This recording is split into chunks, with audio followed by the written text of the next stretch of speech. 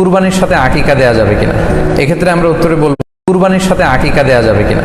এক্ষেত্রে আমরা উত্তরে বলবো যে কুরবানি এবং আকিকা আপনাদের খেয়াল রাখতে হবে যে দুটি ভিন্ন দুটি ইবাদত।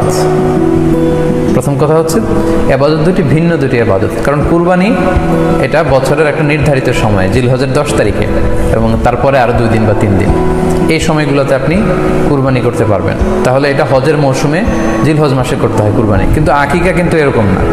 আকিকাটা যে কোনো মাসে হতে পারে। আকিকাটা হচ্ছে নবজাতক সন্তানের ভূমিষ্ঠ হওয়ার পরে শুকরিয়া স্বরূপ আল্লাহর কাছে যে কুরবানিটা করতে হয় সেটাকে আমরা বলি আকিকা। হাদিসে এসেছে আকিকা। তো সেটা হচ্ছে সন্তান কখন ভূমিষ্ঠ হলো সেটার উপর নির্ভর করে। কারো সন্তান রমাদানে হতে পারে, কারো সন্তান জিলহজ মাসেও হতে পারে, শাওয়ালে হতে পারে, রজাবে হতে পারে।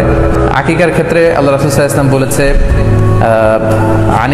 আনিল গুলামি শাতান ওয়া আনিল জারিয়াতি শাত, অর্থাৎ ছেলে হলে 2টি ছাগল দিয়ে আকিকা করো এবং যদি মেয়ে হয় তাহলে 1টি ছাগল দিয়ে আকিকা করো। তো সেক্ষেত্রে কুরবানিতে কিন্তু এরকম বিধান নেই। কুরবানিতে কিন্তু 1টি ছাগল দিয়ে আপনি কুরবানি করলে কুরবানি হয়ে যাচ্ছে, সেখানে 2টি ছাগল দেওয়া লাগবে এমন কোনো কথা নেই। তো এভাবে আমরা বুঝতে পারতেছি, খুবই স্পষ্টত কমন সেন্স খাটালেও আমরা বুঝতে পারতেছি এবং আল্লাহ রাসূল সাল্লাল্লাহু আলাইহি ওয়াসাল্লামের ভাষ্যগুলো অনুসারে আমরা বুঝতে পারছি দুইটা 2 ধরনের ইবাদত। যদিও এই 2 ইবাদতে কিছুটা মিল আছে, কিন্তু দুইটা 2 সময়ের ইবাদত, দুইটা আলাদা, দুটি উপলক্ষ, দুইটার আলাদা নির্ধারিত সময় রয়েছে।